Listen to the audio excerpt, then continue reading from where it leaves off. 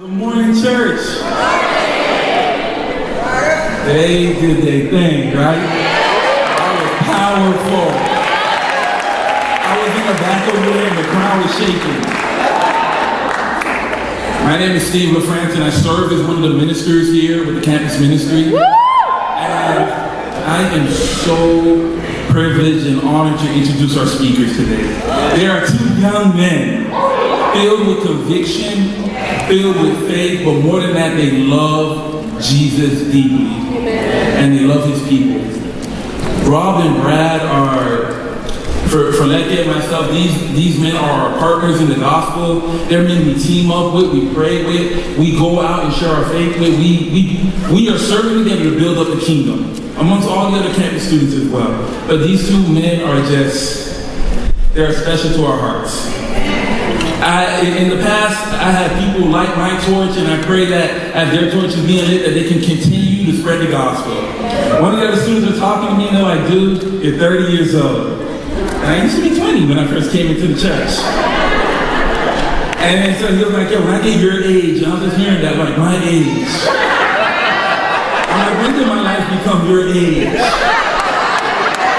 But these young men are filled again with conviction and they love Christ. And so without any more talking, I want to introduce Rob. Let's go, Rob.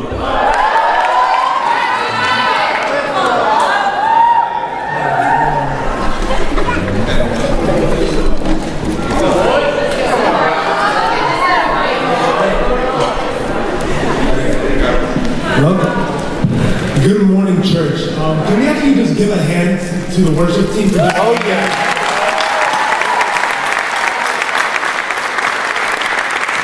So as Steve mentioned, my name is Robert Bonilla, and I'm part of the hot, sizzling campus ministry.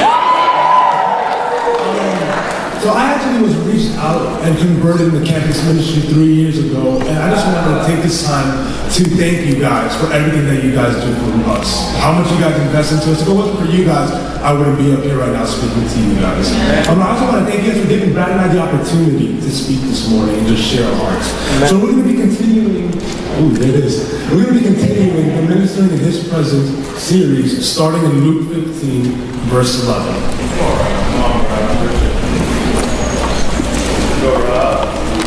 So, starting in verse 11, Jesus continued, there was a man who had 2 sons. The younger one said to his father, Father, give me my share of the estate.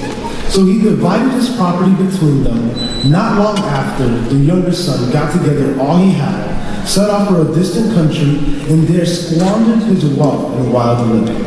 After he had spent everything, there was a severe famine in that whole country, and he began to be in need. So he went and hired himself out to a citizen of that country, who sent him to the fields to feed pigs. He longed to fill his stomach with the pods that the pigs were eating, but no one gave him anything. When he came to his senses, he said, how many of my father's hired servants have food to spare, and here I am starving to death. I will set out and go back to my father and say to him, Father, I have sinned against you, against heaven and against you. I am no longer worthy to be called your son.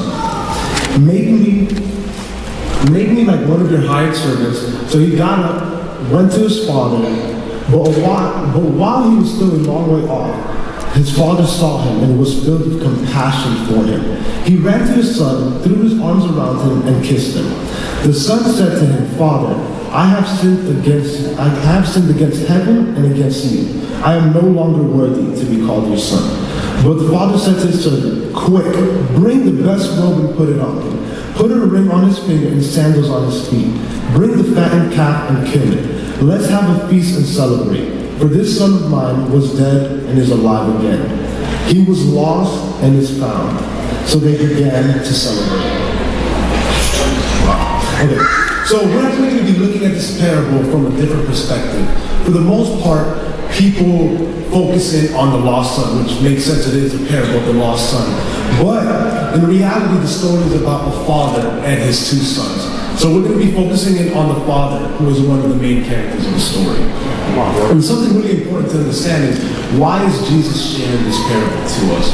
And in Luke 15, verse 2, the Pharisees challenge him for associating himself with sinners. Like, why are you hanging out with sinners? And so Jesus, the parable of the lost sheep, the parable of the lost coin, the parable of the lost son, Jesus is answering their question for why he is ministering and associating himself with sinners. Jesus had one point. Jesus was trying to make one main point. That's actually going to be my main point for today. And it's when ministering to others, we have to minister with unconditional love. I'm not saying, when I say unconditional love, I'm not saying that we just have a free pass to go and sin it up and do that. No, not at all. But what unconditional love means biblically. And to understand how the Father shows unconditional love, we have to understand what love is. So a very well-known passage, if anybody wants to guess it. Come on. No, I'm just kidding. It is 1 Corinthians 13, starting in verse 4. You guys actually don't have to turn there, I'll just state it. So 1 Corinthians 13, starting in verse 4. Love is patient, love is kind. It does not envy. It does not boast. It is not proud. It does not dishonor others. It is not self-seeking. It is not easily angered. It keeps no record of wrongs. And that's actually the main part of love that we're going to focus on. That love keeps no record of wrong. Is this the love that you show to others? Does this define you? How many of us here have ever been hurt? How many of us here have ever been heartbroken?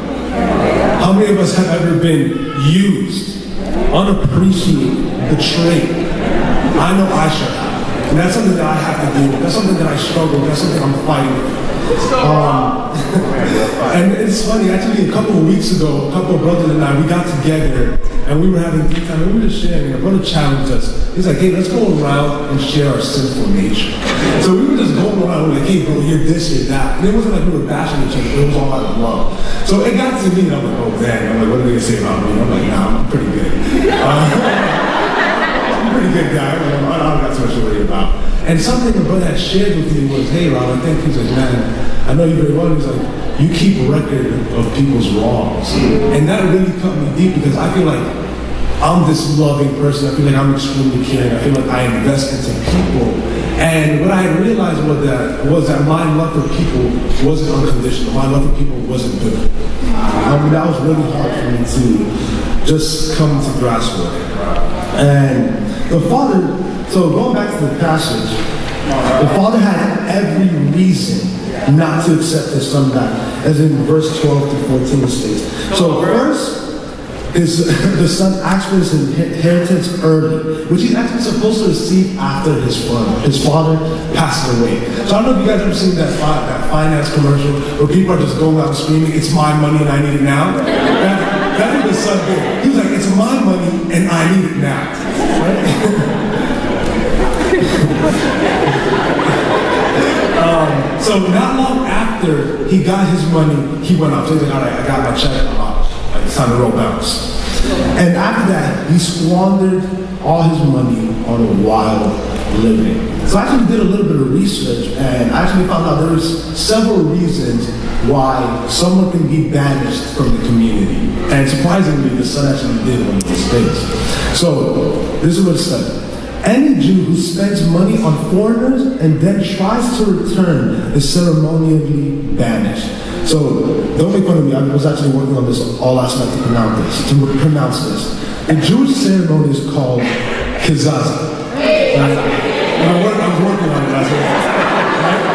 So it literally means cutting off, where the community will reject him forever. So with all this going on, with the Father knowing about all of this, the Father still accepts him with open arms. He actually was waiting for him, as verse 20 states. So verse 20 says, but while he was still a long way off, his father saw him and was filled with compassion for him.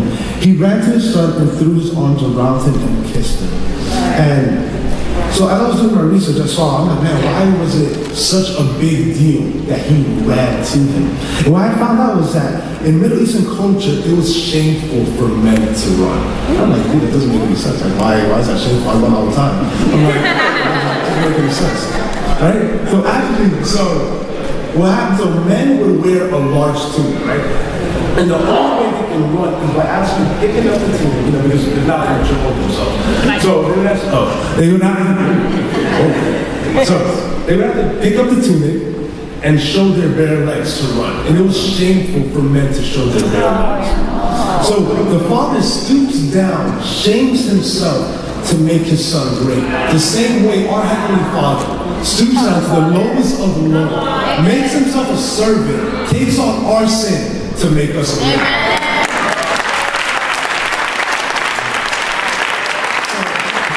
The Father embraces his son. The Father didn't even acknowledge his wrongdoing. He had complete forgiveness, 100% unconditional love. Wow. The type of unconditional love that Jesus shows us. Something important to remember here is that forgiveness is part of unconditional love. Yes. Matthew 18 states that if we don't forgive others, God's not going to forgive us. Right. As I stated before, the Father shows complete forgiveness when he embraces his son. He doesn't even acknowledge his wrongdoing. He doesn't even let him finish his apology. Early in the parable, the son actually rehearses his apology. He's like, all right, I'm going to go back to my dad, and this is what I'm going to say. As he's saying it, the father stops. He's like, dude, I really want to hear it. Servant to bring him the best right now. So, in 2 Corinthians 2, backtrack. So, actually, how many of us right here, right now, have a grudge against someone or have not forgiven someone? Maybe someone at work, maybe someone at home, maybe even someone in this very room, maybe the person sitting right next to you. In 2 Corinthians 6 verse 2, it states, today is the day of God's salvation. Church, I want to tell you, today is the day of forgiveness. Amen. Is this how you minister to others? Are you ministering with unconditional love? Parents, does your love resemble the love that the Father showed to his son? Teens, is this how you view your parents' love? The same way God loves us? Campus and singles, are there any grudges you are holding on to? If so, it's time to forgive. Amen. And if this is your first time here, if you're not a Christian, I just want to tell you, is this a God that you know? Do you feel like you just have so much sin, you've done so much wrong that God can't forgive you? I just want to tell you that that's not the God of the Bible. God loves unconditionally. God's actually waiting for you, and he wants to forgive you. So, if there's anything I want you guys to leave with today, is when ministering to others, are you ministering on your terms? Are you ministering the way the Father ministers to his Son? With unconditional love. With that being said, Brad is about to take the stage. Thank you very much.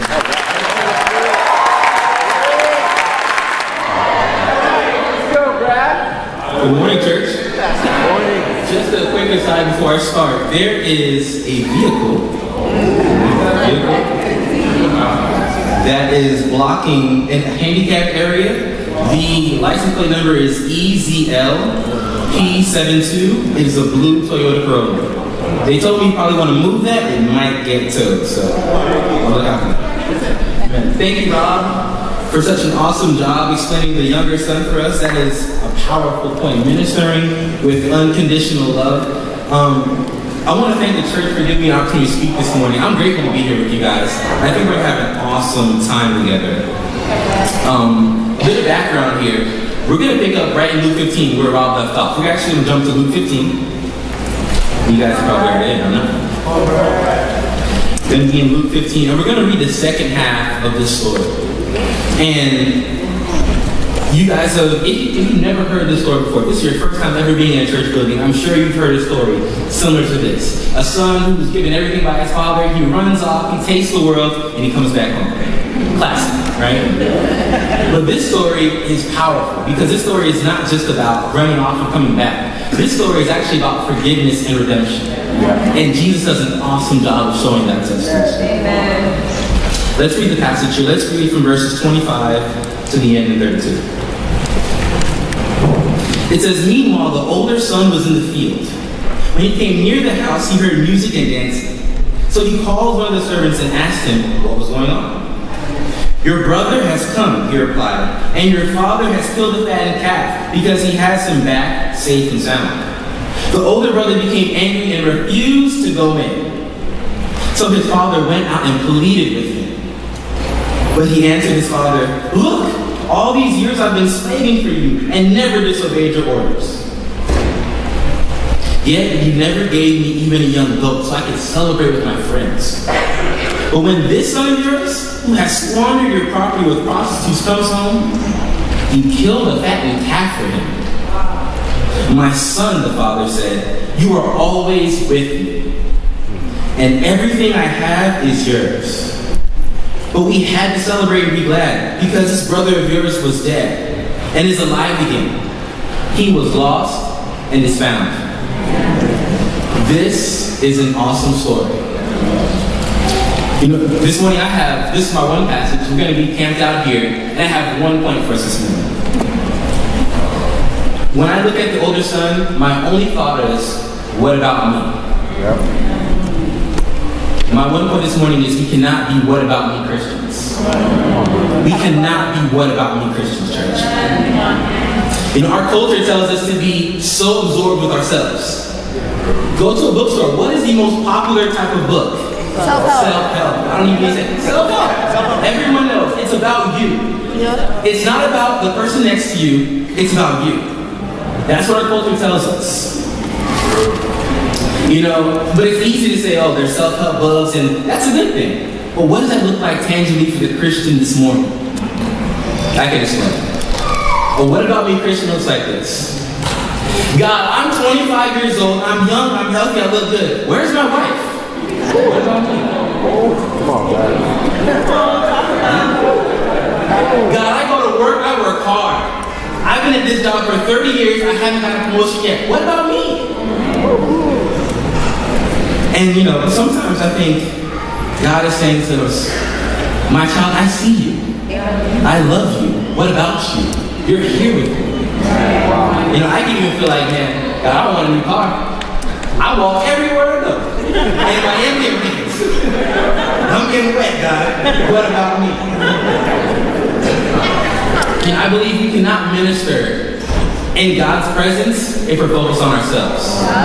In order for us to minister in God's presence, we need to think more about others than ourselves. We have to move from being more selfish, instead of being selfish, to being more selfless.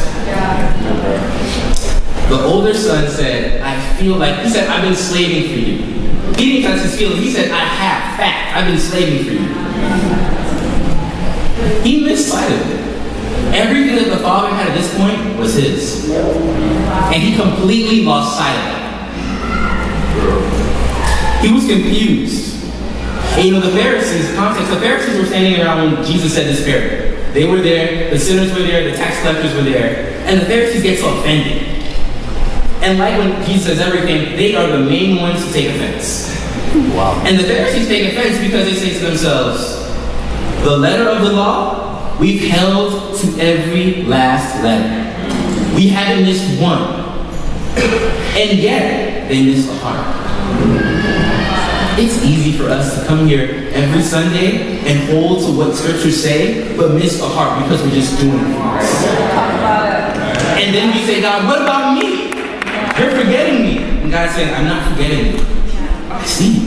That's right. You know, it's bigger than any one person. What we're doing this morning, it's bigger than any one person. It's bigger than any one group. This is for a kingdom that will never perish, never die, it will never fade, it won't end. Right. It's bigger than just any one of us. Man, come on, bro. But I have to be honest.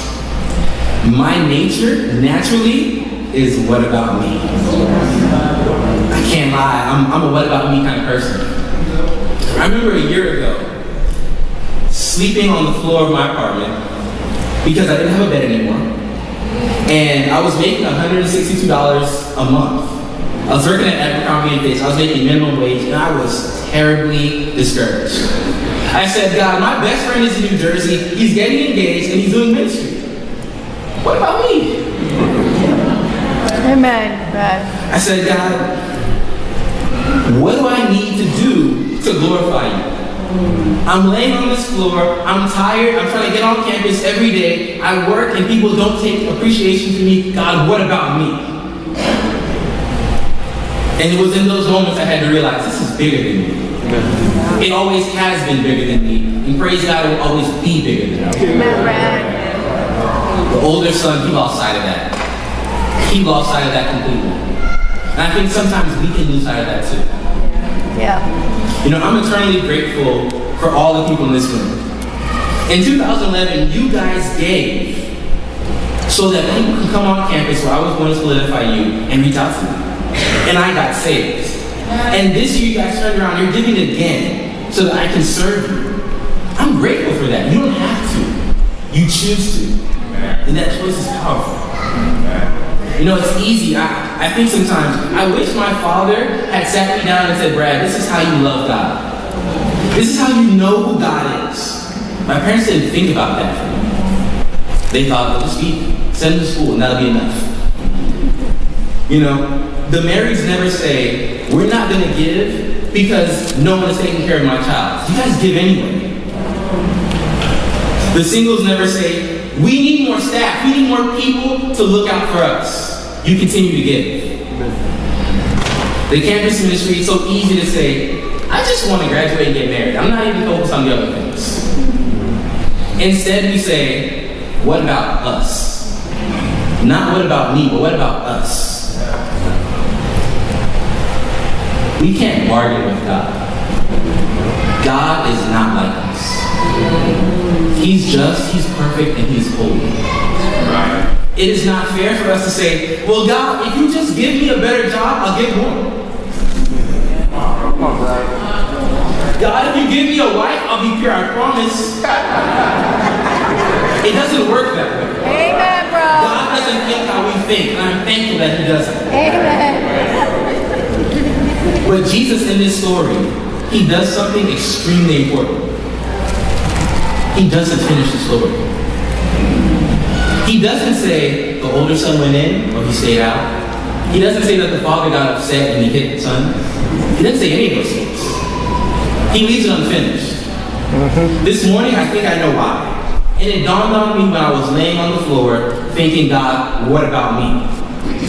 God leaves the story unfinished because He wants us to write the ending of that story this morning. That's why we're here. God gives us a chance every morning to rewrite what happens. The older son can be us. Yeah. We sit here, we come, and we do what we're supposed to do. And it looks great. And we're like, God, bless me. Take care of me. What about me? God is saying, I see you and I love you. Everything that God has ever promised us through the scriptures, He's given it to us. Holy Spirit, check. Sins forgiven, check. Amen. Added to the book of life, check. A sweet, sweet fellowship, check. We got everything. And yet we can still feel dissatisfied. We can still say, God, what about me? Are you seeing me? Do you know? Do you care, God? Do you even care about me? And God is saying, I sent my son to die for you. Rob said it best. He said, God scoops down low to make us great. He did it on purpose. You know, you guys, I'm preaching this here, but it's also for me too. When I come down from here, I want to make decisions too. To be more about everyone else in this room than to be about myself. And that's hard. But I know together, in prayer, and being in each other's lives, we can do that. We can be more about each other as opposed to ourselves. Together, if we focus on the kingdom and not being what about me Christians, we can truly minister in God's presence. Thank you for your time.